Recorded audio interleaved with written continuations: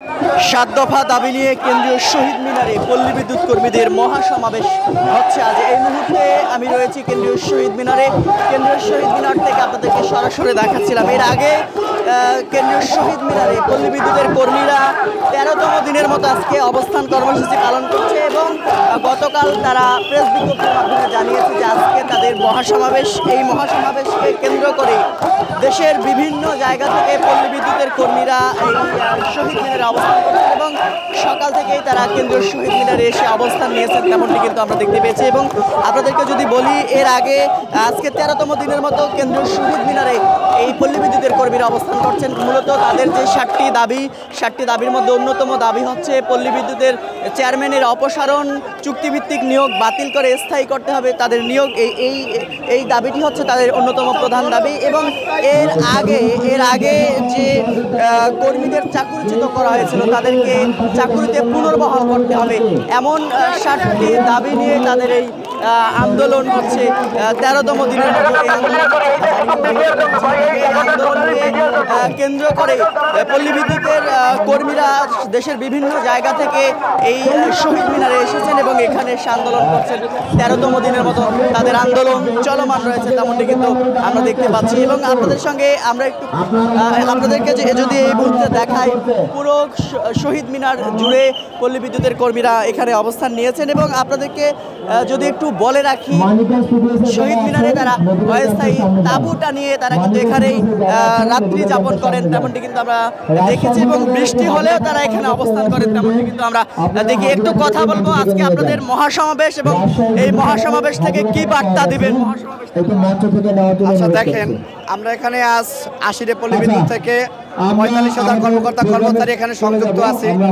আসলে আমাদের যে আন্দোলন, এই আন্দোলন শুধু আমাদের না, এই আন্দোলন হইল আমাদের বাংলাদেশের 14 কোটি গ্রাহকের আন্দোলন। আপনারা সকলে জানেন, আমরা শুধু একটা সমিতি, পল্লী বিদ্যুৎ সমিতি, কিন্তু আমাদের যে নিয়ন্ত্রণ করে ওই যে দুষ্কৃতিকারী, ওই যে অত্যাচারী, ওই যে নির্যাতনকারী, কি বলবো, মানে এই যে পল্লী বিদ্যুতায়ন বোর্ড, ওরা যে কতবারে দুর্নীতিবাজ। একটা 400 টাকার মিটার কেনে আমাদের গ্রাহকদের 1600 টাকা করে দেয়। এমন আমাদের সামনে আপনারা দেখতে পারবেন যে মিটারগুলো আছে, সংযোগ ছাড়াও সেই মিটারগুলো আপনার বিল ওঠে। ওরা যে কত বড় দুর্নীতিবাজ, ওরা যে কত বড় ফেসিস।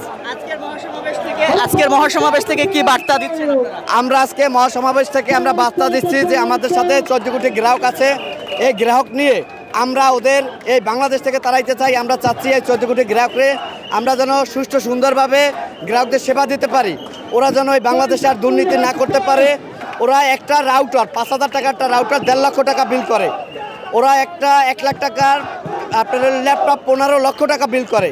ওরা বাংলাদেশের সবচেয়ে ফেসিস এবং দুর্নীতিবাজ। এই দুর্নীতিবাজ প্রতিষ্ঠান আমরা চাই না। না, এখন পর্যন্ত বিদ্যুৎ বিভাগ বা বিদ্যুৎ উপদেষ্টা আমাদের কোনো আশ্বাস দিচ্ছে না। আরেকটু বলতে চাই, এর সাথে বিদ্যুৎ উপদেষ্টা এবং বিদ্যুৎ বিভাগ এই দুর্নীতির সাথে জড়িত। আপনারা সকলে শোনেন, এর সাথে বিদ্যুৎ বিভাগ এবং বিদ্যুৎ উপদেষ্টার ওনার ওয়াইফ, এই পল্লী বিদ্যুৎ বোর্ডের সাথে ওনার ওয়াইফের একটি ঠিকাদারি প্রতিষ্ঠান আছে। এই জন্য বিদ্যুৎ উপদেষ্টা এটা সমাধান চাচ্ছে না।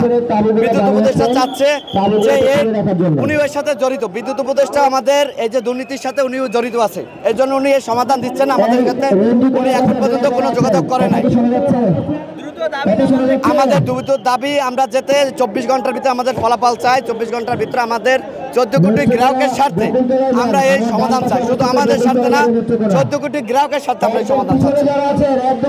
দর্শক, যেমনটি দেখাচ্ছিলাম, পল্লী বিদ্যুতের কর্মীরা যেমনটি বলছেন যে আজকে তাদের মহাসমাবেশ এবং এই মহাসমাবেশ থেকে আগামী 24 ঘন্টার মধ্যে তাদের দাবি বাস্তবায়ন না হলে তাহলে পরবর্তীতে আরো কঠোর কর্মসূচি নেবেন, তেমনটি কিন্তু বলছেন পল্লী বিদ্যুতের কর্মীরা। তো এই ছিল এখন পর্যন্ত কেন্দ্রীয় শহীদ মিনার থেকে পল্লী বিদ্যুৎ কর্মীদের আজকের মহাসমাবেশের সর্বশেষ পরিস্থিতি।